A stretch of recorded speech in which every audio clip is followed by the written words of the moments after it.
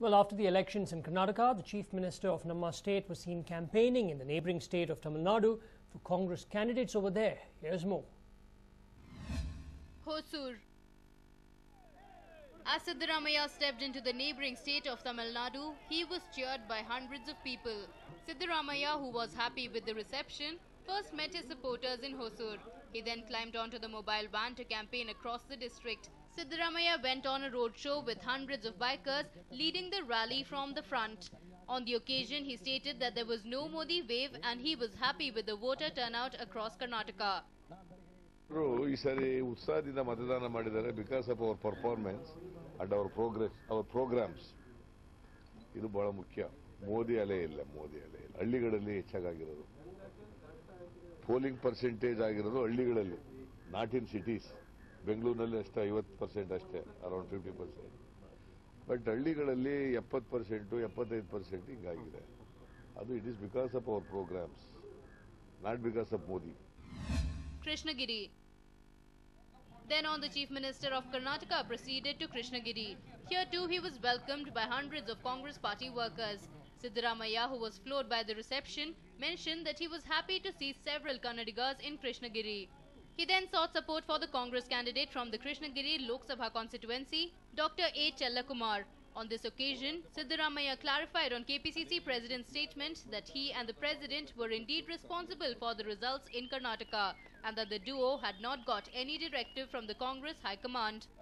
Target ಕೊಟ್ಟಿಲ್ಲ, but ಕಾಂಗ್ರೆಸ್ಸಿಗೆ ಕರ್ನಾಟಕದಿಂದ ಹೆಚ್ಚು ಸ್ಥಾನಗಳನ್ನು ಗೆಲ್ತೀವಿ ಅಂತಕ್ಕಂಥ ನಿರೀಕ್ಷೆ ಇದೆ ಅವರಿಗೆ. Is not wrong. Both of us are responsible because I am heading the government, he is heading the party. Both of us are responsible.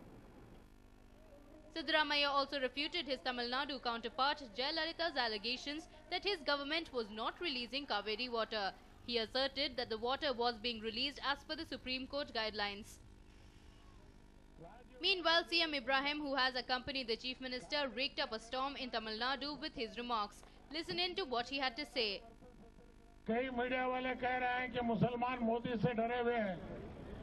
जो कौम नमरूद की आग को नहीं डरी, वो मोदी और मोदी के बाप को भी नहीं डरेगी. हुब्बुल वतनुल बिल ईमान. इस मुल्क के लिए जब जरूरत पड़ी, हम गर्दन झुकाते नहीं बल्कि गर्दन कटाते हैं. Well, it was quite a hectic day of campaigning for Siddaramaiah. The Chief Minister, after his one-day campaign in Tamil Nadu, plans to take it easy in the coming days. But will CM Ibrahim's controversial statement let him stay in peace is what remains to be seen. Sukesh for News9. Well, time and again, the foreign media has detested BJP's front-runner for the top job to such an extent that the United States of America denied him a visa. Now it seems that the tables are turning. A new lease of life for Modi abroad. The Guardian is all praises for Modi. After the Gujarat riots, the foreign media has detested Narendra Modi and have been largely unsparing towards him. Well, not just the foreign media, but there are countries like USA that went ahead and boycotted the Chief Minister of Gujarat. Now, the tables seem to be turning for the Prime Minister hopeful. After Time magazine nominated him as a Person of the Year in 2013, the international media has gone on to feature more favourable articles on Modi. In a latest article by The Guardian titled Narendra Modi, India's Saviour or Sectarian with Blood on His Hands, author Ian Jack has gone on to explain the scenario in London and how the Indians there want Modi to become the Prime Minister. Not just that, he has struck the same chord that every person from the Saffron Brigade has been talking about, including Narendra Modi himself. He said that while Modi as a Chief Minister has been accused of standing and staring as people were massacred in Gujarat, why wasn't anyone arrested when the Sikhs were beaten to death by Congress activists? Why isn't Rajiv Gandhi accused of standing and staring even as he was the Prime Minister of the country?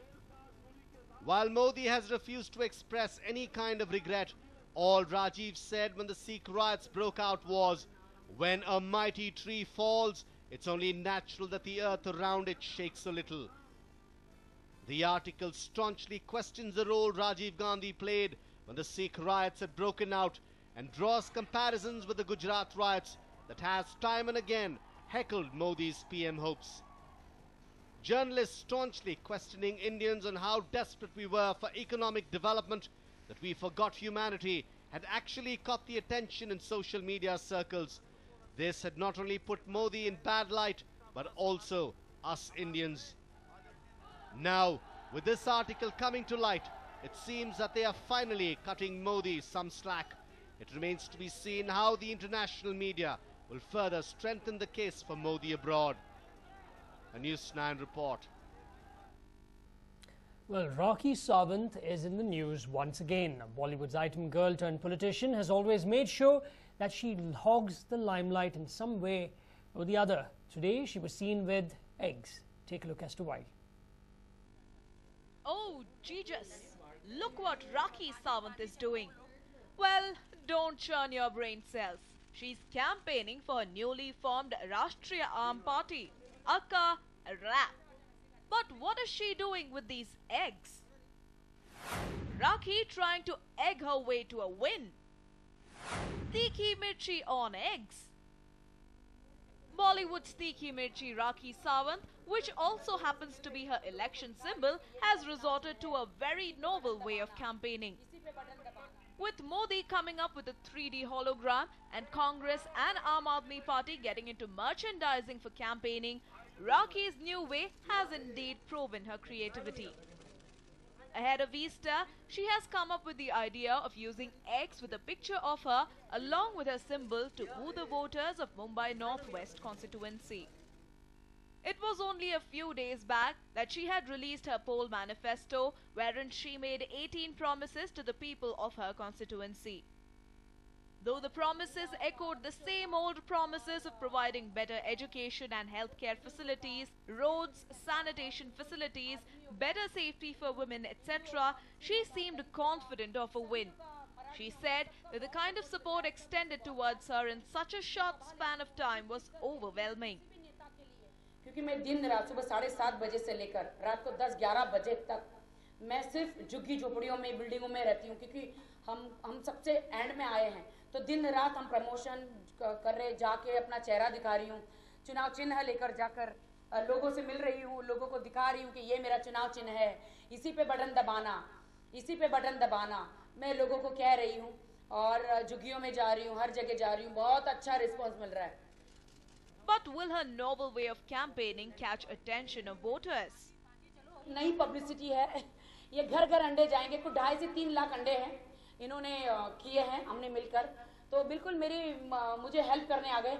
रोज सुबह अंडे तो हर घर में बनते हैं, हर घर में अंडे ऑमलेट बनता है, उसमें भी मिर्ची तो पड़ती है डेफिनेटली. तो इन्होंने बिल्कुल अंडों पे ऐसा मेरी फोटो और ऐसा बिल्कुल मेरा चुनाव चिन्ह डाला है और घर घर जाएंगे और सबको अंडे देंगे और इस बहाने मेरा प्रमोशन भी हो जाएगा और मेरी जो हरी मिर्च है चुनाव चिन्ह लोगों के घर तक पहुंच भी जाएगी. So will the people of Mumbai Northwest constituency make or break the eggs? Oops, dreams we mean, of Bollywood's most controversial celebrity. Let us wait and watch. A News9 report. Well, TDP leaders were involved in a heated exchange of words over the ticket distribution in the state. Now, party leaders and supporters were seen quarrelling in Guntur constituency.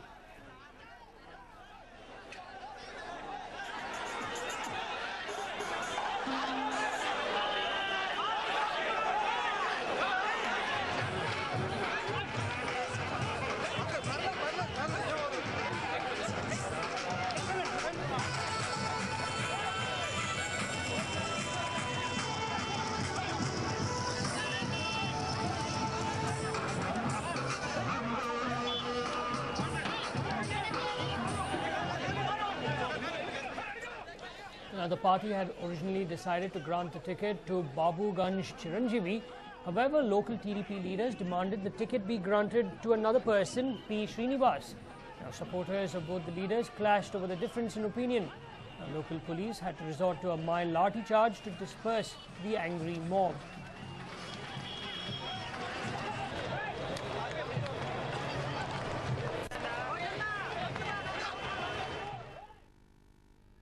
Now, the Ananta Padmanabha Swami temple is back in the news, but this time for a rather worrisome reason. The treasure is back in the spotlight. Is temple gold getting pilfered? It has been close to 3 years after more than 1 lakh crore of wealth was unearthed from the Ananta Padmanabha Swami temple in Thiruvananthapuram, and it already has run into trouble. It is being alleged that the temple wealth is being replaced by fake gold and ornaments.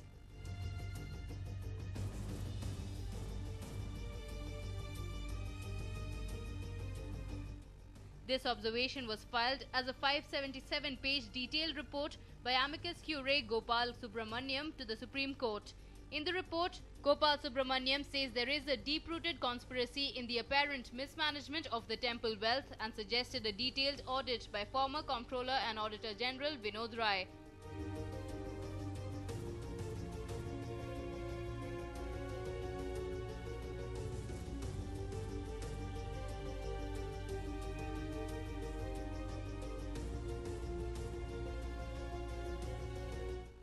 After a 35-day inspection, during which Gopal Subramaniam came across glaring irregularities, including a gold plating machine, strongly opines that gold ornaments were being pilfered and were being replaced by fake ones.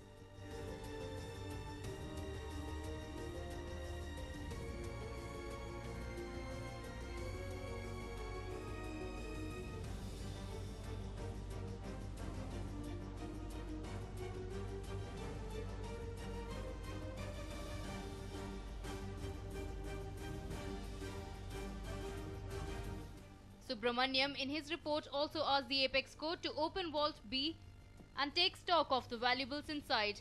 The opening of the vault has faced stiff resistance so far. What now remains to be seen is the future course of action following the report. Will action be taken or will pilfering be allowed unabated? A News9 report. Well, 1 month, 11 days and counting, the search for the missing MH370 continues, with operations now reaching a very critical juncture. Now, this is according to the Malaysian officials.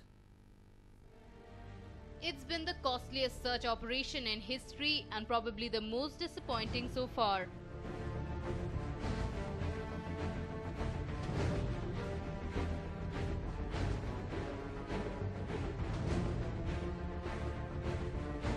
Over 42 days after MH370 went missing, the authorities are still hoping for miracles.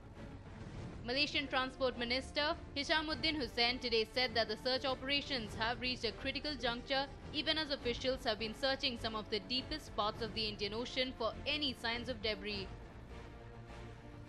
The search for today and tomorrow is at a very critical juncture. So I appeal for everybody around the world to pray and pray hard that we find something to work on. We have pursued every possible lead presented to us at this stage, and with every passing day the search has become more difficult.